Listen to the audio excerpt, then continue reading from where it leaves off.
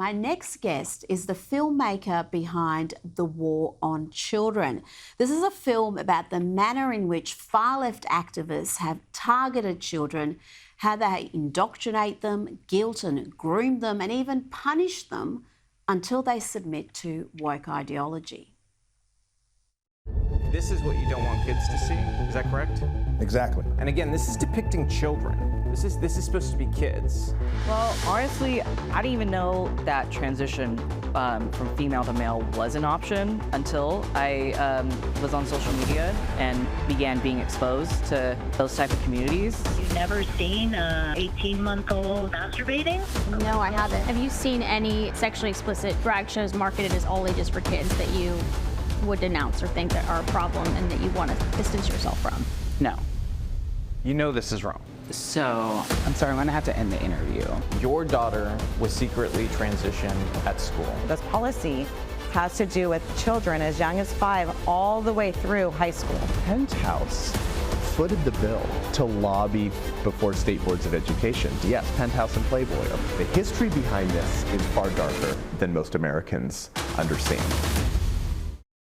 Joining me now is host of the Robbie Starbuck Show and filmmaker, Robbie Starbuck. Robbie, last week your film had clocked up more than 47 million views. Tell me what you hope to achieve with the film The War on Children.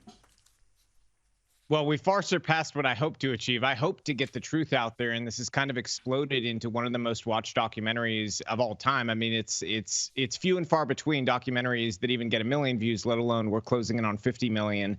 You know, so the goal though was to wake up parents to what is going on and grandparents to what is going on, because there's so many people asleep at the wheel who don't realize that there is a mass operation to sexualize children and to fundamentally change the values of the next generation. Because the people in power, the elitists that are essentially running the planet, they need these young people to buy into this modern communist ideology.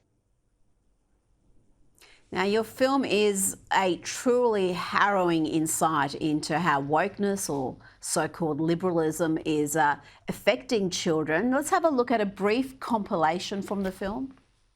There is misinformation presented that somehow that we're doing surgery on minors or even children, and that simply is not true. How old were you when they gave you a double mastectomy? It was a month after my 13th birthday. Ultimately, we're going to talk about, are they going to give, the counselor's going to give them medication there at school without their parents' permission? I mean, I think we're leading towards an absurd and horrific time. First of all, we weren't forewarned we would be sharing a locker. We had no idea. I turned around, a 6'4", 22-year-old man, fully intact with an exposing male genitalia. How devastating is this agenda for children? How is it impacting their development and well-being? I'd say one of my favorite parts of the documentary is the teen focus groups that we did, because we sat down and we talked to teenagers and we actually separated them out. They were in groups of 3 usually, because we didn't want any social peer pressure to change the way they would answer questions by having a large group. So we separated into these small groups, and the answers we got about just how badly this is affecting their generation were truly harrowing. I mean, when they got into it, I mean, some of them started to just vomit out their emotions that, you know, they got addicted to porn and it wasn't by their choice. You know, social media is feeding them algorithms all the time about their identity possibly being wrong and that maybe they're the other gender, and about things that push them toward eating disorders or things. I mean, just you go down this rabbit hole of so many different problems. And then on the flip side of that, we're sending kids to schools that have functionally become indoctrination centers where they go and they spend their most time on a daily basis to learn to hate the values their parents have taught them. And so something's fundamentally broken here. And I think that's what the film captures, but it also starts to lay out an aspirational path for parents to a time of sanity that we can get back to if every parent realizes that we can't wait for a politician to save us. A politician is not going to save us from this. This is going to be every parent standing up, organizing together on a local level, and changing things for their kids.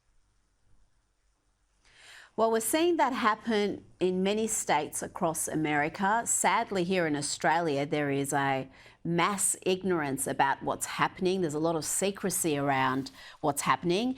But we are told over and over again, both here and in the US, that these medicalised interventions, irreversible surgeries, are not happening to under 18 children, but that is not the case. And I know I've spoken to victims who are now suing the doctors who removed their healthy breasts, and you also spoke to victims. One of them, Layla Jane. Let's have a look. I initially started seeing doctors for my gender dysphoria when I was 12. So it was within that time frame, within a year. What age were you when they put you on puberty blockers? I was 12 years old. 12 years old, doctors gave you a drug called Lupron. This drug has been used to chemically castrate sex offenders, pedophiles in prison, but they prescribed it to you to stop your hormones. Is that correct? Correct. At 12 years old. Do you believe that you were given informed consent about the risks of puberty blockers? I don't think so. I think, you know, it was spoken of very lightly. You know, I mean, they really did say it's just a pause. There were some slight concerns about my bone development, but, you know, they just told me to take some vitamin D. Vitamin D, that's it. That poor girl ended up having a double mastectomy at 13. How could doctors inflict that sort of damage on such a young child? You know, when I grew up, there was this idea that you implicitly trusted the doctors just wanted to help you. I mean, they took an oath to do no harm, right? And so when I went into this, you know, the process of filmmaking, that was actually one of the things that really bothered me going in, is I thought that can't have fundamentally changed as much as some of these people are saying. But the further and deeper we got into this, we realized that paradigm is gone. It is gone. It is functionally turned into a sick care system where the doctors are allegiant to the big pharmaceutical companies and to the ideological woke lunatics who are running their professional organizations. And again, this is an example of how the left, you have to tip your hat to them in terms of the deep work they have done to funnel into these organizations, take them over, use their power to fundamentally change the culture, not just of America, but of the world, because it will spread from here. You know, we cover in the documentary that these numbers are exploding here in America, but we're also seeing signs they're exploding across the West. And so functionally, this disease we're seeing here in America, this disease of wokeness, it is going to spread, and it will take down the West as a whole if we do not stand up and really effectively stop this. And that means that we have to do some hard things. You've got to be uncomfortable. You know, my family had to flee communism once already in Cuba. And I'm going to sort of paraphrase a story Ronald Reagan used to tell, which is that he talked to a Cuban refugee who said that actually Americans are not lucky. He was lucky. He was lucky because he had somewhere to run to. But if communism ever came to America, there is nowhere else to go. There's nowhere to run to. You have to be that last battle line to stop the advent of communism upon the world. Oh, absolutely. And it's across the West, this assault against Western values, this leftist orthodoxy, really radical left orthodoxy, and it's now corrupting, like you said, science and medicine. And that's particularly dangerous because you would think those areas would be above politics.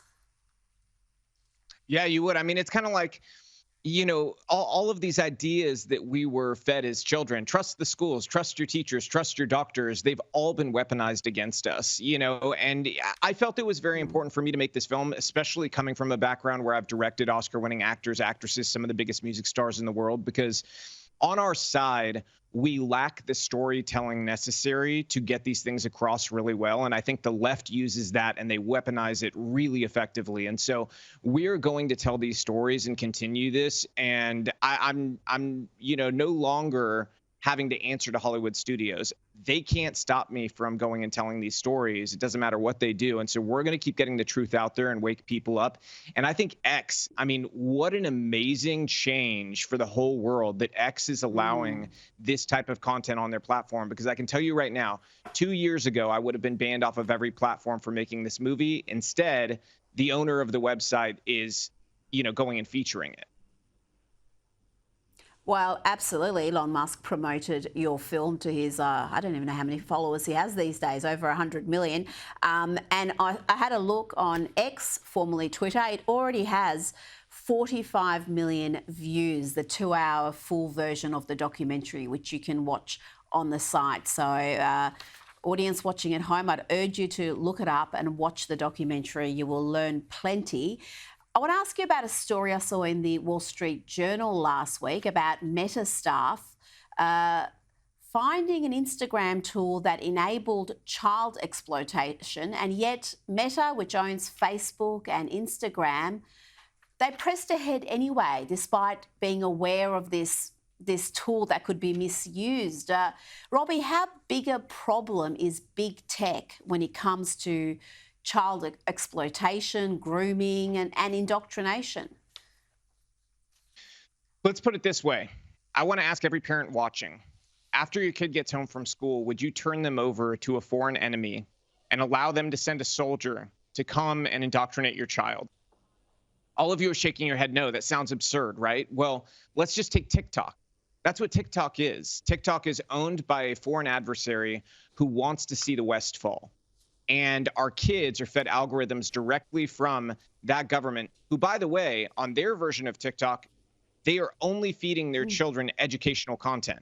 There is nothing like the stuff we see in the West that's being fed to kids. And by the way, if you want to know more about how this assault on big tech is affecting our kids, go to thewaronchildren.com. There's all the different ways to watch the film, and we cover this extensively because all of the social media companies are directly responsible for the harms and deaths of children. And we cover that really well with an ex-Facebook intelligence analyst and the head of Heritage Foundation's Technology Center. We really dive deep into this, and we talk to the kids who share some really amazing stuff about how they hide these apps from their parents. So parents can learn from that and understand, even if you think you're doing a great job, how these kids are getting out in front of you.